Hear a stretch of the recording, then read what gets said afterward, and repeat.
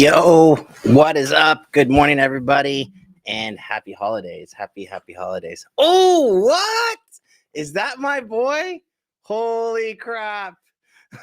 Oh man, I miss Ace. Oh geez. If I could, let me see if I can do this. I'm gonna DM you, Sir Ace. I have no idea what you're doing, but yeah, you, I love you. I love that guy right there. Check your DM, sir.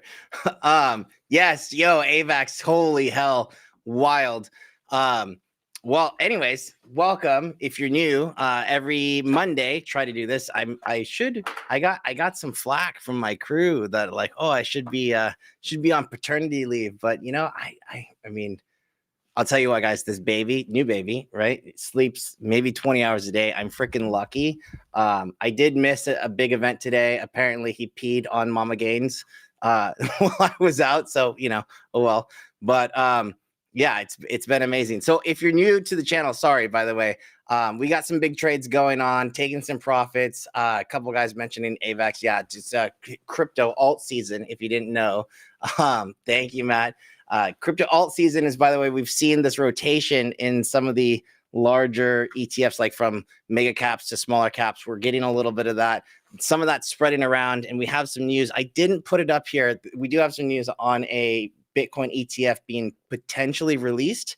What I don't know, guys, I don't know if that's going to be a sell the news event or not. But right now, this is pretty much what we would consider alt season in the cryptoverse, where you get that major pushes from into some of the smaller cap coins. But I'm just gonna say this: be really careful. I'm only giving you guys like one coin, because it's like 90% of them are pretty shoddy. So anyways, Avalanche, yeah, it's not a fake product. It's not a pump and dump. It's the real deal. So anyways, that said, let's go ahead and get into this, and we can have at it, right? So we do have, by the way, a bond auction that's going to hit us in a few minutes. So we do want to be cautious of that. If you're trading out there, I think it's in about 12 minutes. We have a bond auction going on today. All right. So have you been naughty or have you been nice? That is the theme of this today's stream. Really, what I do with this is, and if you guys have followed me for any period of time, you'll know I do these. I follow these NFP levels, and that's short for non-farm payrolls. What NFP levels do for me is they actually determine the trend for the entire month after that data is actually released. So we got that we got that data last Friday, and so I'm going to show you guys today what we do with it. It's not about trading that actual day. It's about how the market digests last Friday's price action, and that's really going to tell us if we're going to have coal in the stocking this year or if we're going to have a Santa Claus rally. Also, when, right? And so Twitch was on. Boo, Ace. This is my BFF in the trading world, by the way. If you guys don't know, that's all right. He's talking to us on Twitch. Love that guy. So let's just give you a quick update. So every Monday we come in. Sorry, I'm a little tangent. We come in and we take a look at the market as if it was a business. This is my job. For some of you guys, this is also your job. When we're in a corporate job or a corporate world, we're taking a look at. Everybody gets together every Monday morning. You have all hands meeting, if you will, and we kind of go over what was big last week, what do we need to watch out for this coming week, and what are some major events that we need to just have on the radar, right? So that said, let's go ahead and get into this for this week. We actually had a NASDAQ 100 rebalance over the weekend, and if you didn't know, we had one recently on SPY. A couple tickers get removed, a couple tickers get added. So if you saw some things happening in the pre-market that looked funny, for example, Zoom was down like 3% this morning, has since bounced back. We'll see a lot of that kind of stuff. But overall, it's just a rebalancing. I'll say this, if you look at some of the major, we'll call it the Mag 7, a lot of those is, end phase is out, right? End phase is out of the NASDAQ 100. You'll see a lot of the Mag 7 maybe down today. And, it's just a symptom of this rebalancing, if you will. I think, at the end of the day, it's probably going to end up being a buying opportunity. So maybe take a look at those. Microsoft's really not moving much. It's just barely sub 370. Meta was on a nice little run and had a huge pullback today. So maybe that's one you could look at. And of course, NVIDIA, right? So those are things to look at. Not saying to jump in on them, right? But just let it kind of digest. The markets are doing two things, right? The markets are either resting or they're running, right? So a lot of these things have had a big run. Now we let them rest. And then you jump in, right? Especially if you guys are trading options out there, it's super important, right? Like timing is more important than sniping a bottom, things like that. And honestly, your entries are not that important. What's most really important is like exits. It doesn't impress me when a trader can nail a bottom from an entry. What's really impressive from a trader is actually being able to nail the top and know when to close it, right? If that makes sense. We do have, yes, Jackie, yeah, Netflix, huge win today. We are out. That's a perfect example. When do we exit a trade, right? That one we exited just about $950 from about a $220 entry. That's a huge win over the weekend, right? But if you're still holding on to that, it's just had a big run. Maybe let it rest. Do you want to sit there and possibly see some decay on those contracts? Because remember, it's Monday. If you're an options trader, Monday mornings, that's when volatility and premiums are the highest. So you got to be really cautious of that kind of stuff. All right. So that said, so who's added? MongoDB is in. That's actually a really good company. Maybe keep that one on watch. A couple other ones. CDW is a IT reseller. It's funky. Splunk, some of the entries, like additions this year, kind of weird. So like Splunk is getting acquired by Cisco. Cisco's got a nice little pop on that today. CCEP is actually Coca-Cola something, not Coke like you would think of. I think it's something else. Roper Technology is another one. Zoom is out, man. I'm just kind of bummed about that. It is what it is. So, I'm watching some of this price action too, and Zoom looks like it's just reclaimed everything. It would be a nice little reversion trade, but I think that one's going to be pretty much done. And we have some other trade updates that we can get to for sure. A couple other headlines. Occidental to buy a new producer called Crown Rock. They're a private company for about $12 billion. Supposedly going to be what they call cash flow accretive. So they're going to add to the cash flow so they can raise the dividend. And they're going to be selling off some other assets in that coming soon so they can pay down their debt and also Crown Rock's debt that they're going to be assuming. It's a weird headline, and I don't think this would catch anybody, but the Panama Canal did have a drought. There's some shipments being pushed back, things like that. I only put this up there because there was a time when the Panama Canal was actually shut down for a bit, and there was huge commodity trades around that. So I want to put this on your radar just as an aside. DBC, I believe, is the ticker that tracks the commodity index. It's not like gold kind of commodities, but it's other things like that, right? Stuff that gets shipped through the Panama Canal. A lot of those things, shipments could get delayed, and that could actually affect a lot of the pricing for us here at home, and of course, commodity prices overall. So that said, that's really it. We're coming into the holiday season. It is, what is the date today? Jeez, I don't even know. It's the 11th, December 11th, guys. This week is probably the last week of real volume, and it's going to get pretty dry. So speaking of droughts, the market may have a drought coming soon. This is not the time to be pressing bets. I will say that, right? As we get closer and closer to the holiday season, this is the time where volume, if you guys remember Thanksgiving volume, it gets really, really low, right? So sometimes that means volatility will actually go up because if stuff starts maybe hitting the fan and a bad headline hits, then you can see this overdone kind of sell-off, right? Or if there's nobody to sell and people just keep buying things, you can get this low volume rally, right? But low volume doesn't always mean not a lot of movement. I guess that's the moral of that story right there. So just be aware. If you're in any longer term stuff, it might be a good time to hedge a little bit, or just flatten, right? Because we can come in later on and pick up right where we left off. But it is a time to kind of be more cautious about your trades, right? Even if things are in an uptrend, you might see that We've been seeing a lot of that grind, rug kind of price action. That is what what I would say to expect, not this week, but coming next week and the week after. So anyways, that said, let's get into the actual economic data points.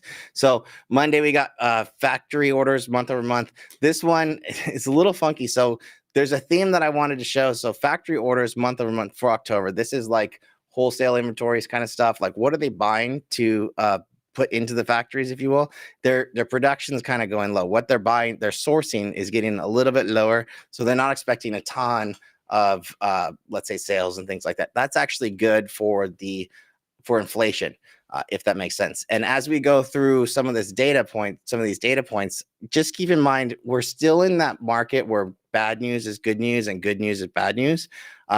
That hasn't really gone away. I think it's going to stick around for a while.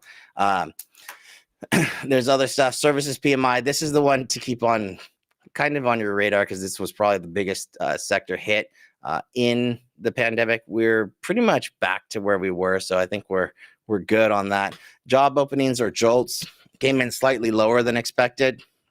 Again, bad news is good news. And this is actually, I just put this out there because I'm like looking at this 30-year mortgage rate, just like, holy crap, over 7% still. I guess it was 7.3. I feel for anybody buying a house right now. That's wild to me, thinking that, oh, we had like sub 2% not that long ago. And we did get jobless claims. Again, jobless claims pretty much in line. So again, if you're looking at these numbers, what we're looking at is not what the actual came in compared to the previous. It's the actual numbers that compared to the consensus. So what the consensus or forecast number means, that's what the market is currently pricing in at that time, right? And so anything that comes in different from consensus, that's what's going to move a market, right? It's very similar to when you're looking at earnings. If let's say a company does a double beat, right? So it's they beat on the top line, bottom line, and then they raise, like double beat raise, and the market sells off. Well, it's probably because the consensus was for a bigger beat, right? Even though it was like maybe double than prior, if the consensus was like to 3x or 4x and they didn't get there, well, the 3x or 4x that the consensus was, or the whisper number, that's what was currently priced in on the stock before that fundamental data point hit. So again, what you're looking at when you're looking for these data points on your economic calendars is not the prior number, what today's number is compared to previous. It's today's compared to the consensus. That said, the biggest number like of last week overall is this non-farm payrolls number, and again, slightly higher than consensus. It's not a huge thing. I think we did go a little bit higher. And we're still kind of toying with that level right now. I will say, looking at the charts, looks like we're just barely clearing it. But like I said, in about 1 minute's time, we will have a bond auction, and that could seriously change the way that this market looks any second. So be very cautious. I would actually flatten right here, right now, just in case, so you don't get caught off guards on something like that. So unemployment rate, this is, again, so slightly lower than consensus, not a huge market mover. Anything that's close to, it's not going to be a big thing. We want to see like major differences between consensus and the actuals. And really, we didn't get a whole lot of that. The only thing that we did get was on Friday, this consumer sentiment number that was, I'm not really sure why it's that low, but it is what it is. It came in significantly higher. And I do believe we got a little back half push off that as well. Let me just looking at this. Yeah. That was actually the one that moved more than the rest of more than the NFP numbers, oddly enough. So that said, looks like we're gonna get this bond auction any minute here. But let's go ahead and continue on, and we'll see how that impacts the market here in a little bit, if at all. Hopefully not. But this week, moving forward, so today, like I said, we have 10-year note auction. That's right now. So that's happening as we speak. Tomorrow, we have the second biggest number probably of the week. And that comes in the form of CPI, or Consumer Price Index. That's what the actual inflation rate is. Remember, the Fed's favorite gauge of inflation is the PCE, or Personal Consumption Expenditures. It's not the CPI. CPI number is just what has happened already. PCE is more, it's more of a leading data point into that number. And then Wednesday, that is actually the biggest day of the week. So Wednesday, we get producer price index or PPI. And then we also get the actual rate decision. I can look in, there's not really a big need to look into the rate decision stuff right now. I don't think the market's expecting any kind of change whatsoever. It looks like is it coming in? I'm waiting for this data point to come in, see if we get anything. 10-year, not yet. Oop, there it is. Yeah, if you guys want to see what that looks like, there it is. So these candles, that's your 10-year auction. Just came in 5.26 on a 5.25 prior. That shouldn't have that kind of an impact. So we'll probably continuing on. Oh yeah, there you go. Little bounce. But anyways, that's the type of, oh, I'm sorry, that was a 3-month auction. The 10-year is not in yet. I don't have it in yet. It's going on right now. Anyways, I think that's part of the like funky stuff that's going on. Yeah, it's slightly lower. So, okay. So there were some buyers. That's what we're looking at. So 10-year note auction came in 4.296 versus 4.5. That's actually decent. That does mean that there are some buyers still out in the market. And this is part of that kind of theme that we were talking about last week. And that is like, okay, so, they said that they were going to be issuing less debt. But here we are with a ton, and this is just a ton of auctions still going on. And it's like at this high of a rate, like for interest rates on these bonds, it's like the government has to pay that interest. So where's the money going to come from to pay that interest? And it's either going to come from taxes, GDP, not GDP, taxes, or I mean, I don't know, or savings, something like that. Look, yeah, we're flying here. There was your daily intraday pivot. So we should continue on to the upside here. I would be long, continue on being long. Anyways, that's what we talked about. That was the bear case, possibly. But as long as that's not going completely out of control to the upside, we're good. All right. So Wednesday, biggest day of the week. Thursday, we have retail sales. That's typically a big day. Has not been recently. Just keep an eye on that. And then Friday's industrial production, really nothing bigger there. So it's really just today, tomorrow, and then Wednesday. And then we'll probably just kind of like taper off and continue whatever trend that is. But it might be a little bit of exhaustion is what I could see happening. So that said, let's go ahead and move forward. So earnings, didn't have any Dow 30 components reporting last week. This week, this is the calendar. So we have Adobe Wednesday after the close. They have a good day today. We have Costco. Costco, remember, they do report their quarterly, their like membership numbers every month. So it's not typically a big earnings mover. I would not play directional options on Costco. Actually, every quarter we do neutral strategies and we win pretty good on Costco. And I mean, it's look, earnings season's pretty much over. We should be in the clear for the most part. And I think that's good, right? So remember, here's the presidential cycle. We are still right about here. So these dips, from a seasonality perspective, these are mostly buyable, right? What we want to be watching for is kind of like, so I'm looking off to the right to my charts. Oh, we are flying. Kind of like, where is the rotation going? Where's the money going? But let's go ahead and we can get over to the next sector or next segment of this. And I'm going to have a little visit from our friend, Miss Cleo, and then we'll get into some charts. But here we go.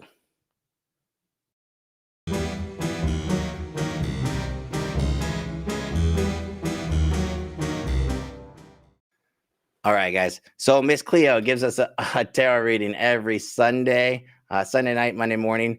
Man, this market is just flying. But so she already called this. She called a midday pivot. And what do you know? We just had one, right? So midday pivot.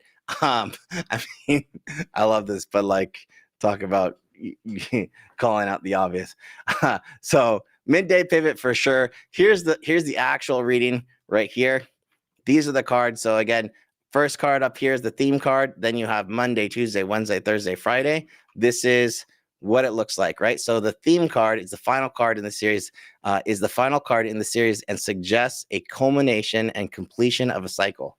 Oh, and by the way, the quarterly readings said that Q4 this year was the final battle. So a little kind of exciting to see how this goes, right? Final card in the cycle suggests a bit of a final push or breakout off a difficult level that's been holding us back. So thinking about that 460 level, 455 that we're toiling with right now is not necessarily bullish, which means it may be a local top. So let's get into the daily cards. So Monday, here are the daily cards. 7 of Pentacles, position to give or receive charity. Not really sure what that means, but we are receiving it right now. This brings two-way price action, meaning if we gap up or rally early, then give some back. You know what? Let's go into tomorrow because I think that's more important. So Tuesday, Page of Pentacles, brings new adventures, but lack the will to see them through. That's CPI tomorrow. We're going from a 7 to a Page Royal, which to me suggests the continuation of Monday's energy. Okay, we'll lose some steam late afternoon. Note this card is often bearish, so that may be a hint of Monday's app. She's thinking turnaround Tuesday. That sucks, but we'll see.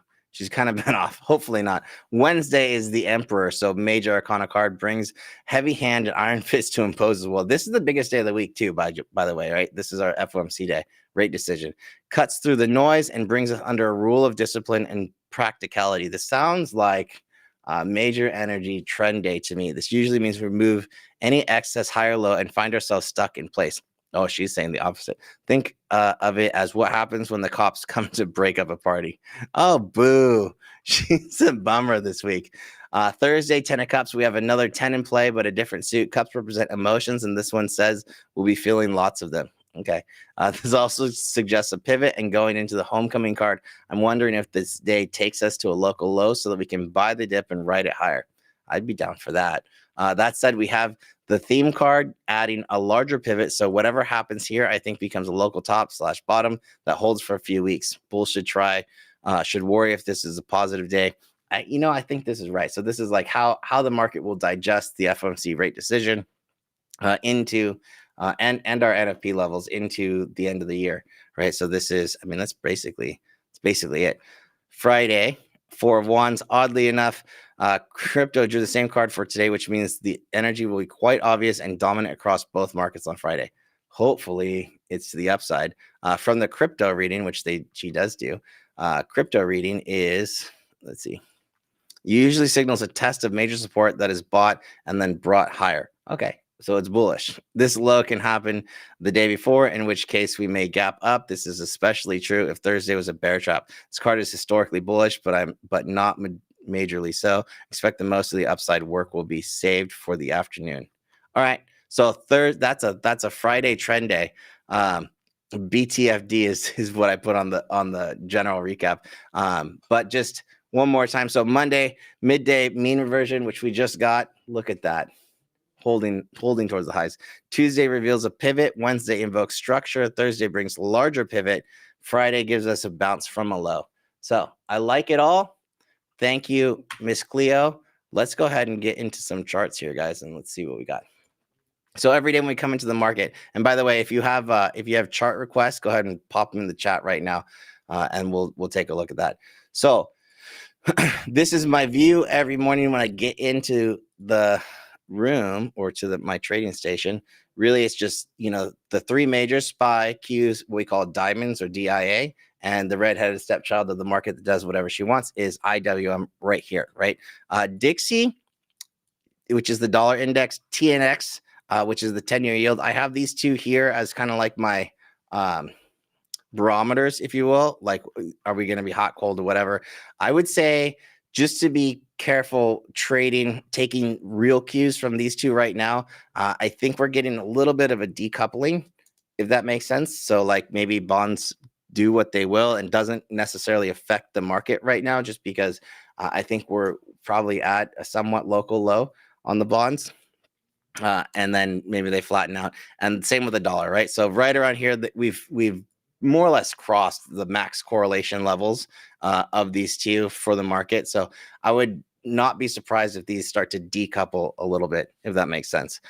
Gold, I had on watch. This is a huge pullback on gold, probably a little resting.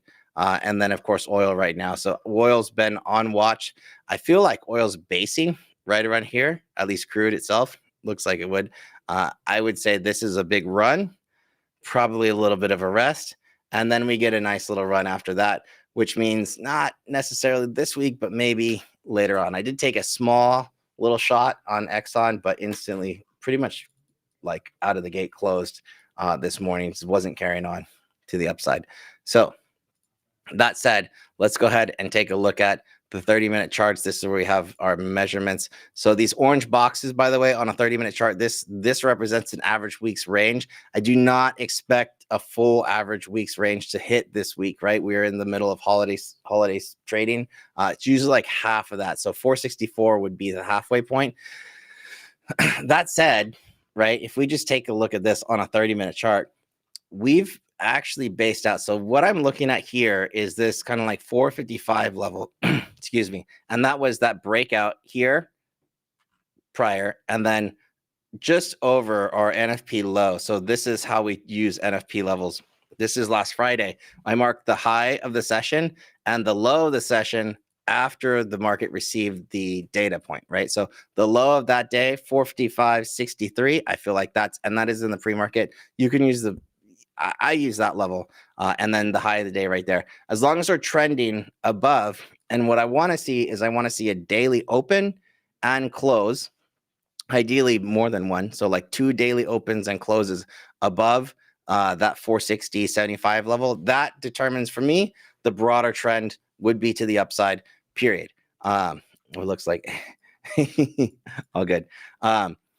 You know, today we didn't have an open above, right? We have an open below and we're pressing above. We'll see, right? It's not locked in is my point, right? So as long as we're trending over that, that's fine. We want to stay somewhat bullish here.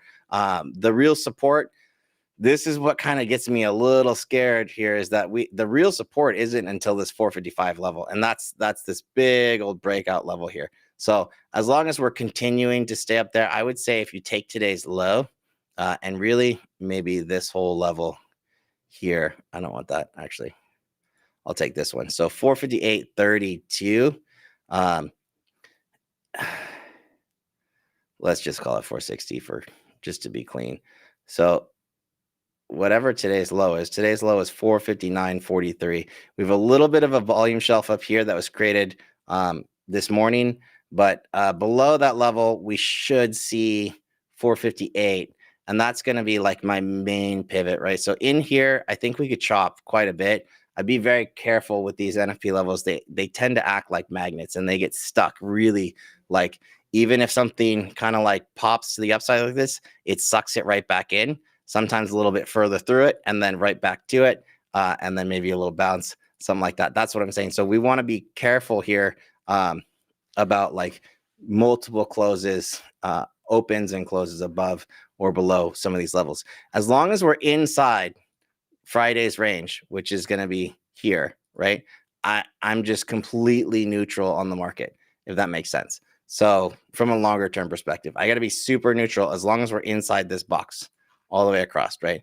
If we end up breaking 455, and that's going to be a hard line in the sand for the rest of the year, which is not even that long. But if you do see us cracking below 455 on low volume, that would be one of those scenarios where you're like, oh, something funky could happen here on very low volume.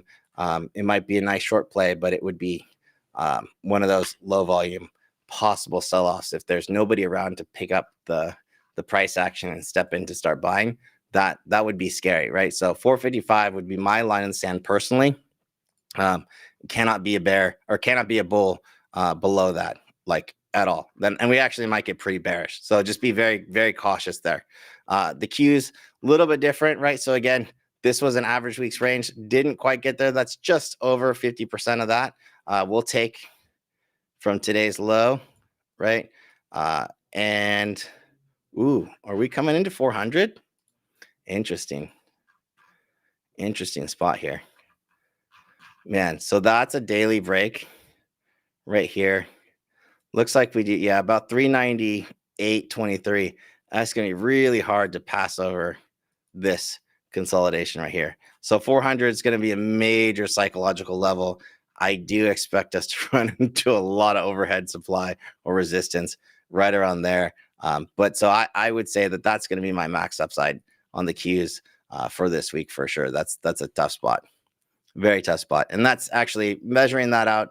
It's going to be about half of an average week's range right there. So it'd be a nice move, but I really wouldn't press a bet right there.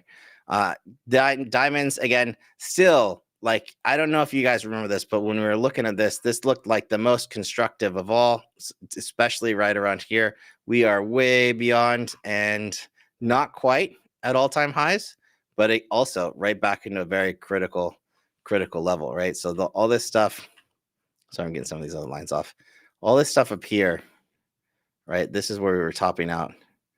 So I want to be kind of cautious. We are toying with all-time highs on the diamonds.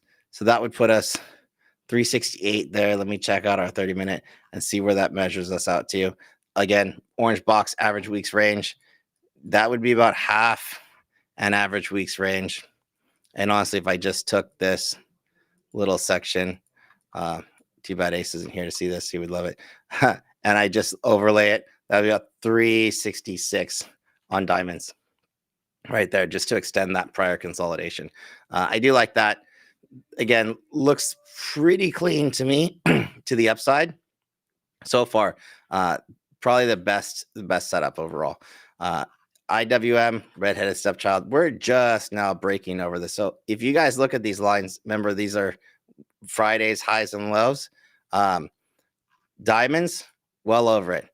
Qs, well over it. SPYs, just barely breaking over it. IWM, remaining the catch-up trade. It's trending up, but it's just not getting the oomph that I would like to see.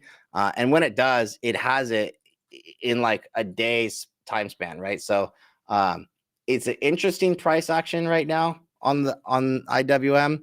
I'm still would be focused there because when you get that move, it's going to be violent, as it has been. And we've had like 5% days or something on IWM for a while. So I do have a session gap at 190, and that is going to be actual targets for this week on IWM right around here. So consolidation on the daily chart. Look at this. This is a nice little flag out here. I'd like to see this extend, and I'd really like to see it extend beyond 187. And that should take us to this volume profile here, right around 190 to this peak. And then we'll see where she goes from there. But for now, check this volume profile out. So this is probably the biggest. And when I say volume profile, it's on the right-hand side of my screen. Looks like a little mountain range. What we do is we typically trade peak to peak. If this were the mountain, the bigger the peak, the stronger the level, the more volume that's been traded in that area. This is the biggest defensive area, right? The biggest volume profile peak here on IWM. So 185, give or take 184, which would be Friday's low, 184.50.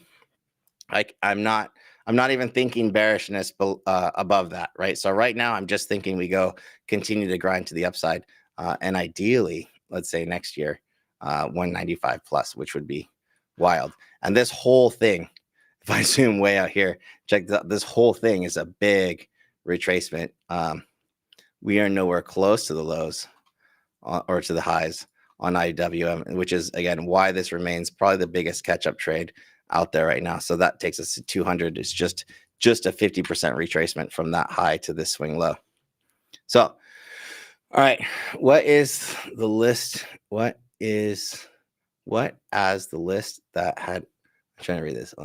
What as a list that had added? Oh, so that is the NASDAQ 100, I think is what you're asking, which is here. So Zoom, Lucid, JD.com, eBay, Enphase, Align Technologies removed, added MongoDB, CDW, Roper, Coca-Cola Enterprises, and Splunk added. Holy SPY. Look at us, like just pumping here. I love that.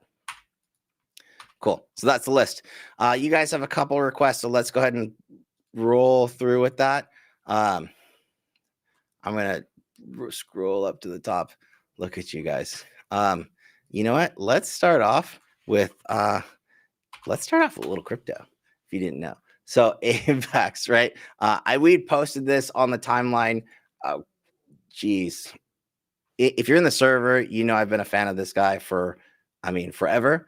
You know, our ads were probably like sub 15. Here's the timeline. When I say timeline, this is Twitter.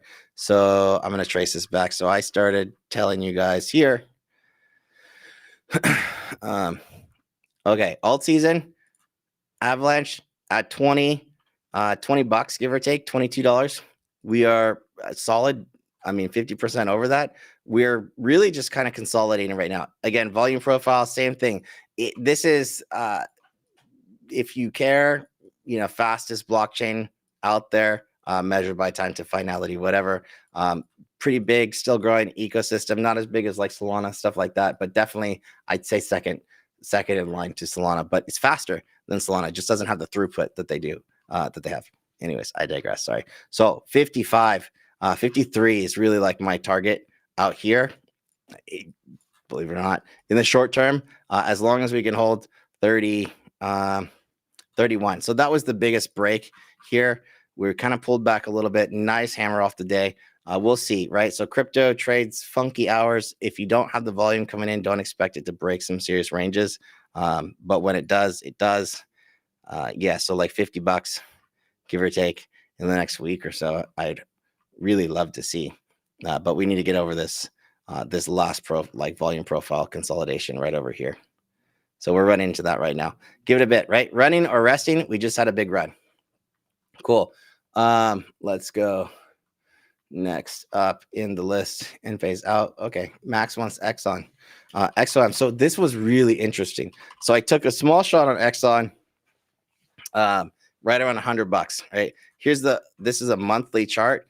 Here's a big consolidation, 1, 2, 3 tops, give or take, kind of like your little M pattern. It's a little rough, but if I turn on, let's see, we're gonna drop down just slightly. Where's my volume profile? Looking for volume profile here. So I need to see it really reclaim this. And this is what happens when these kind of like volume profiles fail. We get this level. So a lot of buying. What I can see here, it's getting a little messy. Here's the daily, and here's the last little spike on this section. So there are two. I don't see this getting down to 80s. I really don't. Let's just move this over here. I was looking for 95s, if that makes sense. And that's like right into this level. So I'm looking really at this consolidation right in here. So let's go ahead and grab a fixed range profile. You gonna give it to me?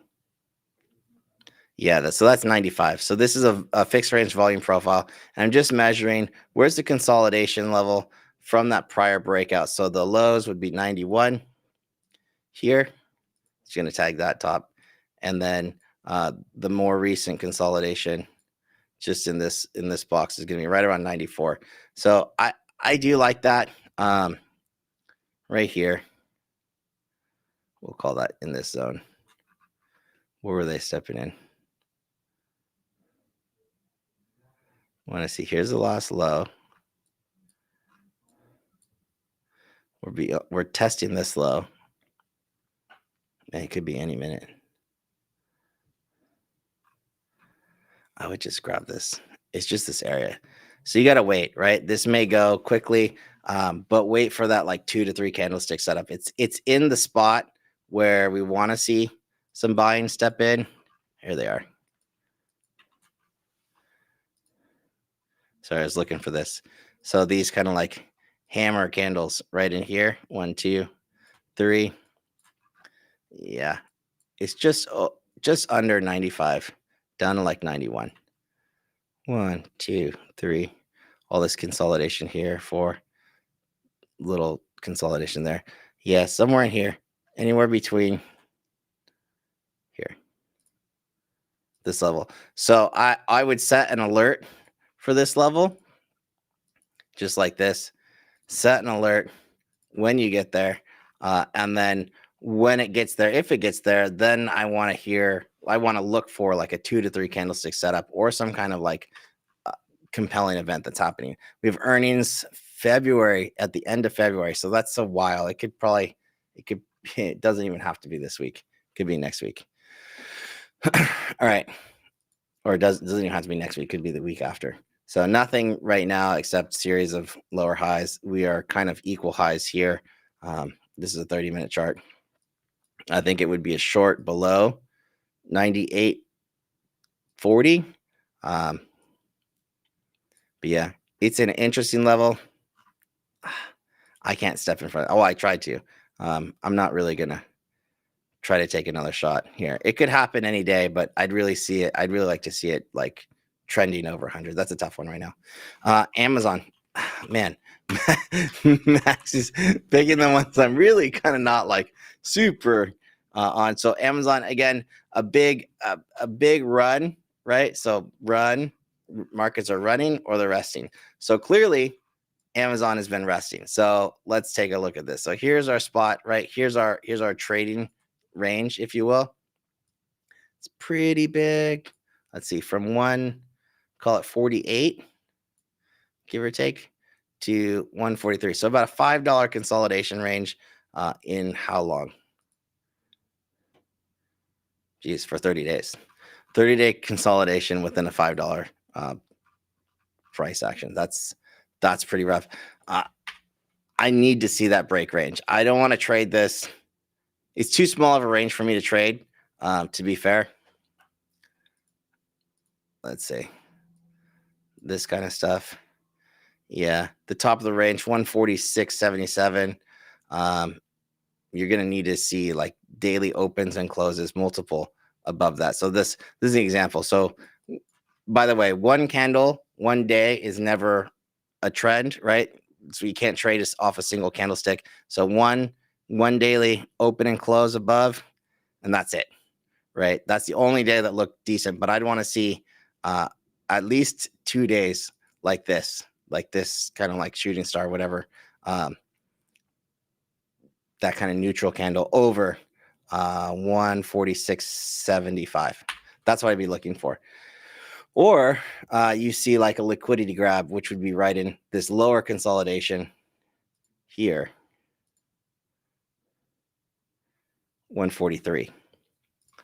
That would probably be a decent liquidity grab right here. And that's this spot right here where it's bouncing up off of. So decent spot, accumulate in short term. If it breaks below that, meaning like you have 2 opens and closes below that level, it's a short. It's a short, and it's a short to like 135. So be very cautious. We have retail sales coming soon too. Oh, Rivian. Rivian's a tough one. I'll tell you why. So Rivian had a fundamental change, like meaning like they are issuing debt. They issued debt, and they're doing like a lot of cash flow burn right here. So this is a massive level that they're running into. You can kind of see it pretty clean on the daily here. So this was prior consolidation, prior support, turned resistance, definitely turning resistance here. I don't think I want to be long Rivian. I mean, if I got like multiple, and I know this is low, multiple daily closes over 20, sure, right? But until then, little bit of a run, we get a pullback rest. We'll see something like this maybe, and then you could go. So that might be a next year trade, but in the meantime, it doesn't look like a short. It's not enough movement to short to me. We're kind of stuck in this consolidation, but it is above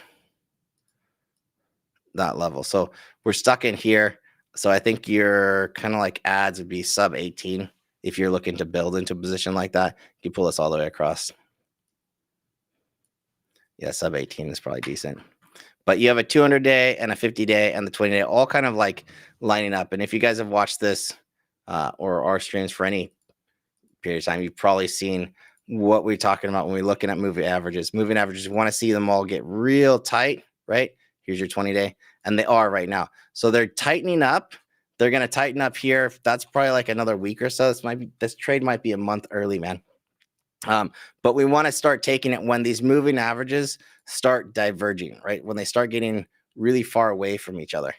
I'm going to just turn this up so you see it a little bit better. So blue, 50-day, red, 200-day, white is the 20-day, orange is a 20-week.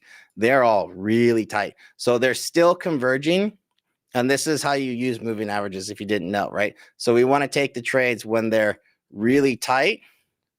So we put them on watch as they're tightening up like this.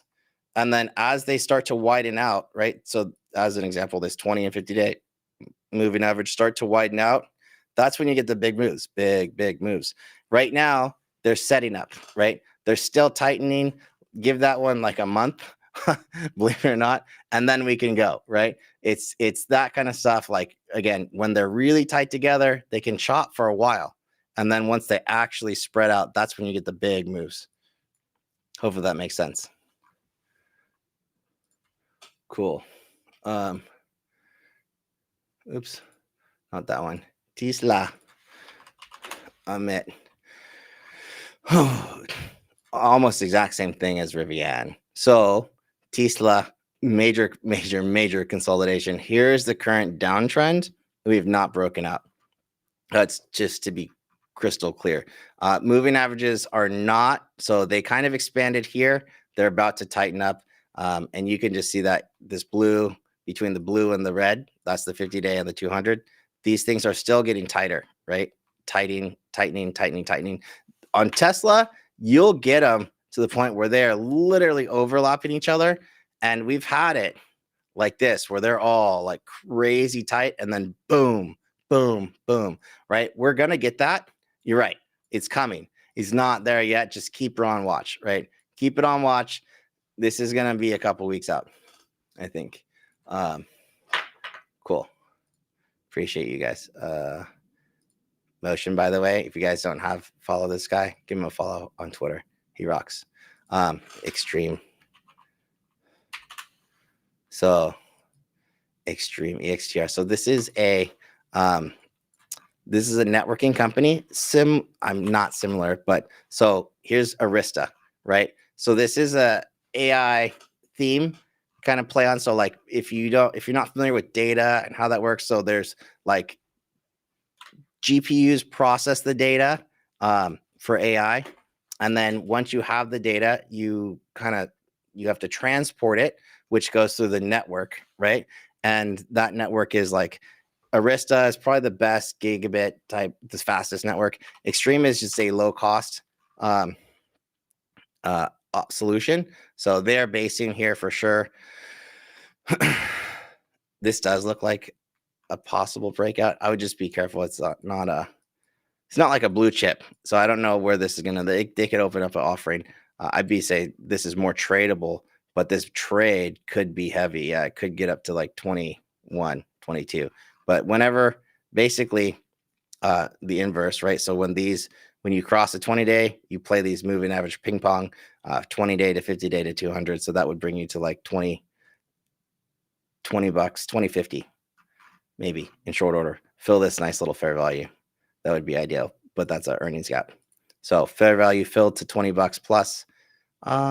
That's a decent equity trade for sure. Decent. Love it. Ooh, Microsoft. CC's in the house. Microsoft, love this. Oh, so CC's on point, right? So this is another one. Microsoft 370 has been, so we're all-time highs, right? 350 was the major breakout. I don't think we retest that, but this is a monthly chart. 50% retracement of this monthly candle is going to bring us to right 361, 362. I like that level if we do catch it. I think today is one of those. Days where we get that, a little bit of a pullback from that NASDAQ rebalancing. We did get 362 just before. Here's this prior top that we're sitting on right now. So we're looking for a 2 to 3 candlestick setup, right? So what does that look like? If this is a long, tomorrow's candle should look like this. And that's a long. Does that make sense? Hopefully this makes sense. Let me move this for you. So this is what this would have to look like tomorrow for Microsoft to be a long, and it would probably be a heavy long. And that trigger is going to be over today's last week's high, 370.56. So you get a daily open over 370.56 long. I like that. And definitely if you get a weekly close over it. So looking at the daily, we're still kind of basing right at that level. So this is absolutely kind of like key support at the moment. Just turn these. These are automated lines. So this is quarterly high, essentially. That red line is the prior 3-month candle. So quarterly candles here to here. That's that quarterly high, prior quarter high. If we're holding that, that's bullish, right? But I want to see this get out of consolidation. So 1, 2, 3. Wow. A lot of chop here, right in here. I like this. Yeah, this might be next week, but we'll see. If this was like weekly setup, that would look like that. And honestly, I would say 400 on Microsoft. You guys know I'm pretty bullish on that one by next year on that guy. That is Microsoft. So be cautious. We are consolidating. This is going to be a short under what? Under 363. So downside target would be here if we're strat, right? So that would be not triggering till here. That could look like that to the downside. And if we get it open below 363, then we're in trouble because we would probably look like that, if that makes sense. So just know what to watch for at certain levels, and that would fill this entire shelf right here from 20-day down to the 50-day. That would be like 350. I don't want to see Microsoft down there, but hey, it's a trade, right? Is it tradable? For sure. Boeing. You guys look at honestly, so Boeing's tough, man. We sniped the bottom on this right around 170, 178, something like that, on this broadening range kind of setup. I'm going to take away some of these. Here's the problem I have with Boeing right now. We are at my upside targets. I don't have a trade here. I just don't, right? Like literally sitting on it. If it breaks, okay, fine. I can't really fight it. We're long equity. What I would need to see, I would just need to see some kind of fundamental event, but it would have to break through that trend, bounce up off the top, and then continue on. And that's how some of these work. So if you don't know what I'm looking at, so it's kind of like this from February or January, early January consolidation created a bit of a broadening formation here. We used that broadening formation. Where are you? Right here to create our range. And we kind of hit all sides up here and down here, right? Ding, ding, ding. Also how we got our correlation kind of like for that lower. So when you're extending beyond that broadening formation, we reclaim this was real entry. And then your upside target is essentially that broadening range. That's like 250, man. Very close to 250. Just popped in. What's up, man? Appreciate you guys. Mom and baby are doing great. Absolutely great. You know, they kind of messed us up because they told us that baby was going to be big, and the baby was not that big. It was like 7 pounds, luckily. But I only have like 0 to 3 month clothes and stuff. And he's like definite newborn, like small newborn outfits would be like more like it. So a little rough on that one. Yeah, guys. So consolidation, right? Whenever you see stuff like this, I'm not trading for this. It's not ready to me. This is major consolidation, major. So you can see, sure, a little bit of this. But really, like, I want to see it really get through. So this could be consolidating for a while. I'm just tagging these. That could be like a full week plus more consolidation on deer. So give it a bit. I mean, if you're selling puts, I don't think that's bad at all. Like selling some 360 puts. Most people probably are not. But I can't trade for this. Like, I do see what you're seeing here. The only problem I have here is like, okay, here's your bottom, which I see what you're seeing, right? The upside target is like 368. So that's $5 right there. It's not up here yet, or even down here. Eventually it will be, but this one needs a bit more time to breathe for sure. Unlike our friends Snowflake, which today, by the way, breaking out of this major range, right? And so Snowflake, we've been talking about. This is a 2-year plus consolidation, right? From here, 558 days. This is a 2-year consolidation. So I want to put this on your radars. If you're not here, you should be here watching it, right? Very close. Daily closes over 193. Look good, constructive, nice little flag out on the daily. Beautiful setup. Nice little breakout pullback. I want to see this hold today, 193.90, right? I want to see it hold this wick right here. And we should, you guys, we should be off to the races, especially if we get it open above that tomorrow. And that is not going to be a small trade. This guy could go. This is still, it's been a focus all week last week. It's going to be a focus all week this week. I'm loaded up equity. I'm loaded up options. I like it. I love it. I want more of it. Yeah.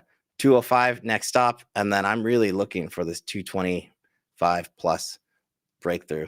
Yeah, 225. There it is, right? So this one, I mean, super bullish. Equity, I'm just going to, I think I said it last week. You know, if the market does get another appetite for growth stocks, this could be, if not the best performing stock in the market next week. Just my 2 cents is what it is. You know, a lot of reasons for that, but hey, don't take my word for it. It's not like I worked in enterprise technology for forever before this, and definitely not with Snowflake intimately. No, I'm joking. I did. But anyways, that's it for me for now. I love you guys. Happy holidays. And I think, yeah, we're good. I'll see you on the next one. Adios.